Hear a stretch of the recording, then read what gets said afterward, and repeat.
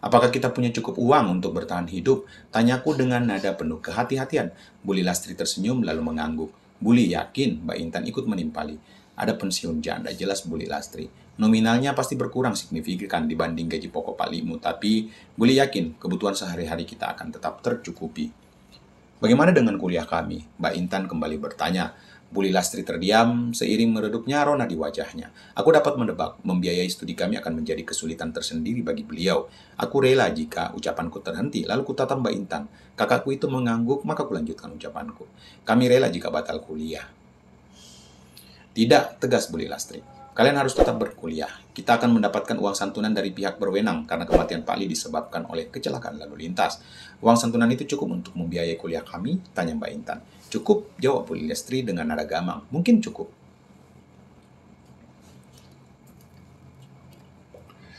Aku batal kuliah saja, potongku. Atau setidaknya ditunda hingga tahun depan. Aku juga, tambah Mbak Intan. Tidak, Buli Lastri kembali berkata dengan nada tegas. Mungkin jumlah uang santunan itu hanya cukup untuk menguliahkan salah satu dari kalian saja. Tapi Buli akan mengusahakan dari pos lain agar kalian berdua bisa kuliah. Ini adalah janji kami untuk menyekolahkan kalian sampai lulus kuliah. Jadi, meskipun kalau begitu ditunda saja, aku kembali menyela. Setidaknya aku menunda kuliahku sampai tahun depan. Sementara aku mencari pekerjaan dulu, Mbak Intan kuliah tahun ini. Itu tidak adil bagimu, Indra, tanggap Mbak Intan. Adil Mbak, balasku. Kamu lebih pintar dariku dan lebih layak sekolah lebih tinggi. Mungkin inilah hikmahnya. Aku bisa bersiap dalam waktu yang lebih lama agar tidak memalukan di saat ikut tes masuk universitas.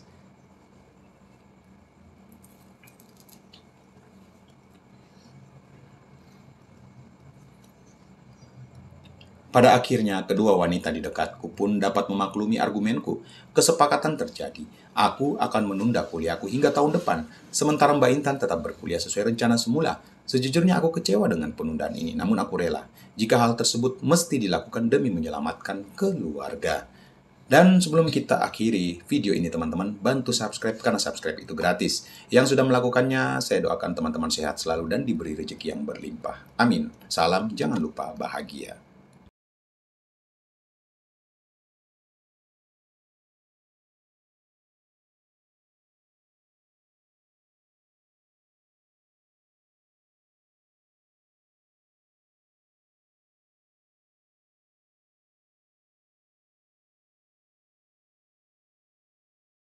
Tangguh sekali. Namun beda dengan seniornya, Vian. Ia lebih samaan wataatan tauranya, lebih ke seseorang yang penurut. Basri sudah hafal sifat ustadz senior yang mengajar di pesantrennya ini. Royhan melihat kiainya sudah bersiap di gedung riaya itu bersama Ustadz Vian. Ia selalu percaya bahwa segala sesuatu yang terjadi pasti ada alasannya. Setelah 2 bulan dan menemui kiainya itu, ia mulai mengerti sekarang. Ini alasannya kenapa yang dibuat di sini, ujar Roy. Ia harus membantu pesantren ini setelah sekian lama dulu pernah membuat masalah di sini. Namun ia masih ingat masa kenakalannya di pesantren ini. Bagi sebagian ustadz pula, begitu pula kiai mereka masih menganggap Roy anak nakal dulu, ceroboh dan nakal. Bagi Roy, perjalanannya di pesantren ini sekedar menenangkan diri. Roy bahkan masih ingat siapa anak yang diam-diam menyelinap sewaktu tawuran sebelum ia datang ke tempat ini.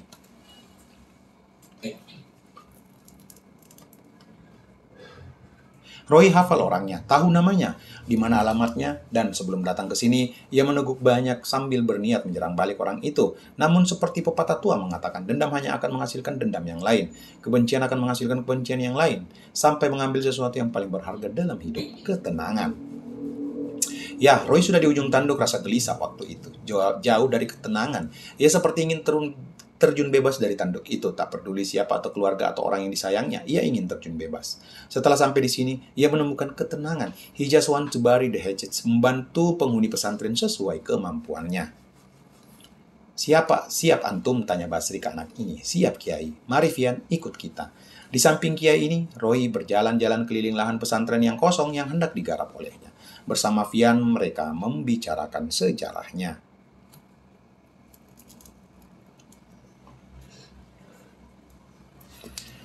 Luasnya lahan ini mencapai 6 hektar, karena luas tanah yang dibeli Kiai sekitar 12 hektar. Namun, belum semuanya dibangun, baru setengahnya. Sedangkan yang lain masih kosong terdiri dari hamparan dataran, hutan, dan sawah.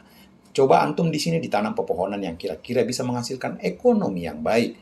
Ucap sang Kiai memakai sorban hijau, peci putih, dan jas hitam pemberiannya. Benar dugaan Roy, Pak Kiai pasti terlihat gagah memakai jas ini. Ada salam dari Laila, katanya makasih buat jasnya, buat Abah Gaga. Sama-sama Kiai, salam balik.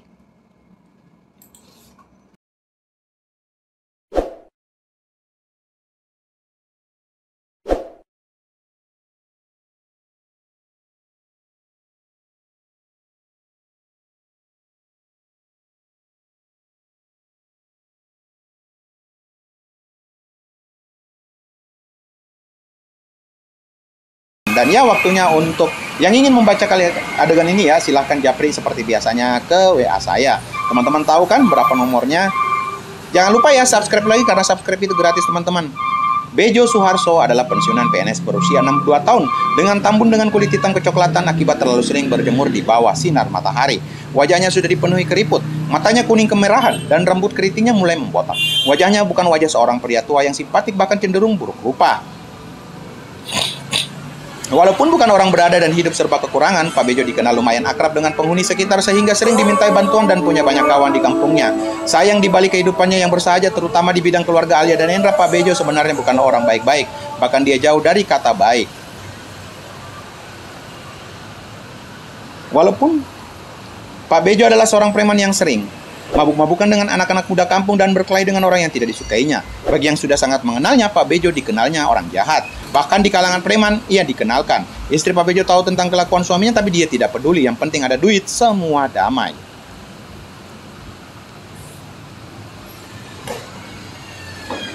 Pak Bejo dan istrinya hampir tiap hari berkunjung ke rumah keluarga Hendra dan Alia. Biasanya, Bu Bejo akan merawat Opi yang masih kecil setiap kali Hendra dan istrinya pergi bekerja. Pak Bejo dan istrinya memang suka dengan anak kecil, apalagi yang selucu dan semanis Opi. Tapi Pak Bejo jauh lebih suka melirik mama muda Opi yang luar biasa cantik dan sejak pindah di kampung ini, Pak Bejo tak pernah melewatkan waktu sedetik pun untuk mengamati ibu muda yang sekar itu. Wajahnya yang cantik, baunya yang harum, kakinya yang jenjang, kulitnya yang putih, rambutnya yang hitam, semua yang ada pada Alia, semuanya Pak Bejo sangat suka.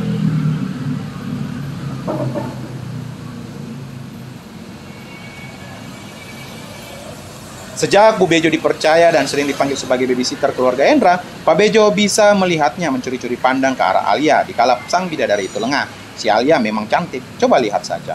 Batin Pak Bejo berkelana setiap kali menyaksikan sang nyonya rumah. Sebelum kita akhiri, bantu subscribe teman-teman ya. Hari ini pria tua berpikiran itu beruntung lagi karena tadi pagi dia sempat mencurinya.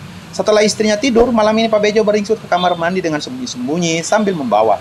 Tebak mau apa? Mau apa lagi selain berhalau-halau Bandung?